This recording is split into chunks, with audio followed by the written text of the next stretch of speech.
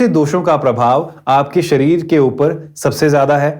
अगर नहीं जानते हैं तो आज का एपिसोड देखने के बाद जान जाएंगे। नमस्ते, मैं उपदेश और आप जुड़ चुके हैं द हिमाचली पॉडकास्ट के साथ। आज की हमारी गेस्ट डॉक्टर चारू सुप्रिया, जो कि असिस्टेंट प्रोफेसर हैं Rajiv Gandhi government Ayurvedic institute and hospital में। डॉक्टर चारू सुप्रिया ने बहुत ही सिंपल वे में समझाया है कि वात, पित्त और कफ को कैसे बैलेंस करके आप अपनी लाइफस्टाइल में बहुत ही बड़ा चेंज ला सकते हैं। वात, पित्त और कफ जब बॉडी में इंक्रीज होते हैं तो कौन कौन से डिजीजेस आपको हो सकते हैं और किस तरीके का खाना आपको बिल्कुल भी नहीं खाना है और कौन सी औषधियां हैं जेनरिक जिनको आप यूज कर सकते हैं। आप जल्दी से इस एपिसोड को देखिए और हमारे यूट्यूब चैनल को सब्सक्राइब जरूर कर लीजिएगा।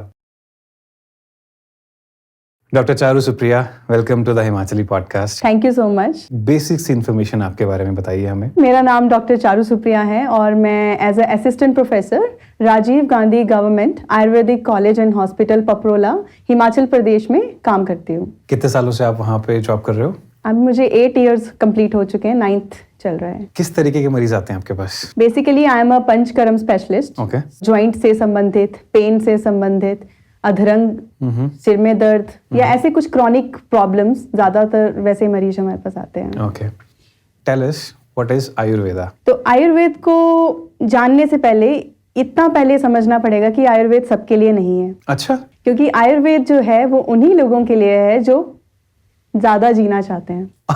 Right, when we go to our text, वहां पे जो फर्स्ट चैप्टर है वही है दीर्घ जीवनीय अध्याय। दीर्घ का मतलब लॉन्ग, जीवन मतलब लाइफ। तो जो लॉन्ग जीना चाहते हैं सिर्फ वही लोग इस एपिसोड को भी सुने ताकि वो इसको फॉलो कर सकें। ठीक है, हमने पहली बात तो जान ली कि आयुर्वेद सबके लिए नहीं है, जिनको लंबे टाइम तक जीना है। राइट, और अच्छे तरीके से जीना है उनके लिए है। तो बताइए ना फिर, what is Ayurveda? Veda is science या knowledge and Ayurveda, ayu is life. तो basically it's the science of life. But science of life से जानने से पहले ये जानना जरूरी है कि आयु क्या है। तो इन आयुर्वेद देयर आर 4 थिंग्स। शरीर, इंद्रिय, सत्व, आत्मा संयोगे धारी जीवितम। How beautiful. फिर से रिपीट करेंगे? शरीर, इंद्रिय, सत्व, आत्मा संयोगे धारी इति जीवितम। मतलब लाइफ वो है जो इन 4 का कॉम्बिनेशन है। शरीर मीन हमारा फिजिकल बॉडी, इंद्रिय मीन हमारी सेंसेस, सत्व मीन हमारा माइंड एंड आत्मा एक जीव जो हमारे अंदर रहता है। तो जब इन कॉम्बिनेशन, ये सारा जो कॉम्बिनेशन है, it actually help to know what is life. तो बेसिकली आयुर्वेदा में आप देखेंगे physical body is one component and mind is associated with इंद्रिया, राइट? तो माइंडफुल कंट्रोल ऑफ सेंसेस जब रहता है, मतलब हमें पता है हमें क्या चीज कब करनी है, इंद्रियों को कंट्रोल कैसे करना है, और उसके बाद हम फिजिकली कोई काम करते हैं, it actually define our health. So this is what is taught in Ayurveda. तो आयुर्वेद में बेसिकली ये 4 चीजों का कॉम्बिनेशन है। So mindful control of senses. Senses हमारी इंद्रियां हैं। Right. अगर मैं आयुर्वेद के पॉइंट ऑफ व्यू से देखूं तो हमारी जो है 11 इंद्रियां हैं। 5 जो हैं वो ज्ञान इंद्रियां हैं। वी ऑल नो, हम बचपन से पढ़ते आए हैं 5 सेंसेस कौन सी हैं। आईज, ईयर्स, नोज, टेस्ट के लिए टंग, और उसके बाद स्किन जो है, ये हमारी 5 बेसिक ज्ञान इंद्रियां जिनसे हमें ज्ञान रिसीव होता है।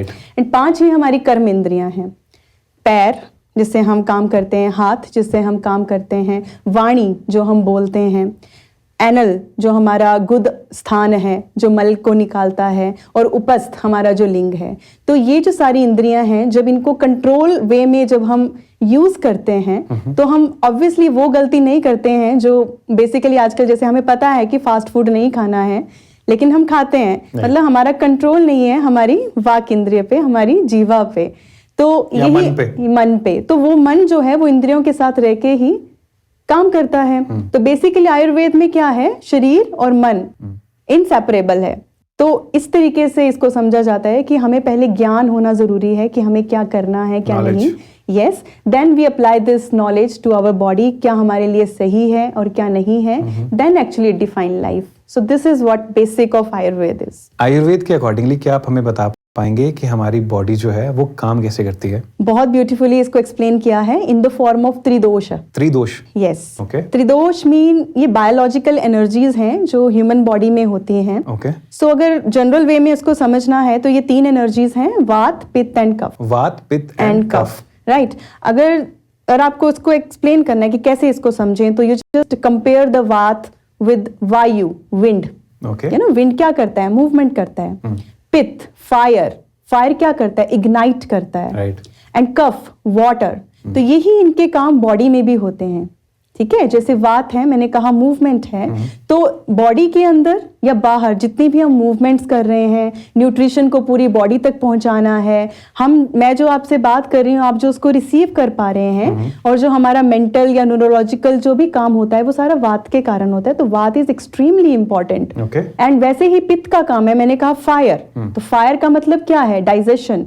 Okay. It ignite the digestion. तो हमारी बॉडी में जितना भी मेटाबॉलिज्म है, डाइजेशन है, ये पित्त के कारण होता है। और कफ डिनोट करता है वाटर। वाटर का मतलब क्या है, स्टेबिलिटी लाना। तो हमारे बॉडी में जो स्टेबिलिटी लाता है, जो हमारे जॉइंट्स को स्थिर रखता है, हमारी बॉडी को बिल्कुल एक हेल्दी रखता है, तो ये तीनों दोष जो होते हैं पूरी बॉडी में रहते हैं और बैलेंस वे में रहते हैं। तो जब भी इनका कोई इम्बैलेंस होता है तो डिजीज होता है, और जब ये ठीक स्टेट में रहते हैं, अपना काम करते हैं, तो ये हेल्दी होते हैं। इनको दोष क्यों कहा जाता है? दोष मतलब दोष तो एक नेगेटिव वर्ड है। Yes, right, you are very right.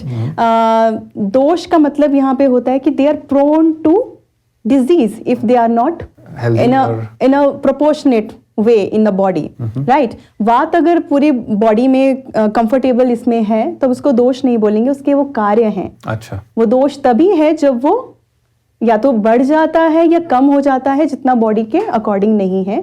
तो ये दूषित हो जाते हैं, जिसके कारण कि दोष होते हैं या डिजीज होते हैं, इसलिए इनको दोष कहा जाता है। तो ये क्या अलग अलग टाइप की बॉडीज भी होती हैं, लाइक बॉडी टाइप भी अलग होता है? यस। ओके। जो दोष हैं ये बेस हैं हमारे, पहले तो उसको समझना है। यही डिफाइन करते हैं कि हम एज अ पर्सन कैसे हैं। ओके। चाहे हम फिजिकल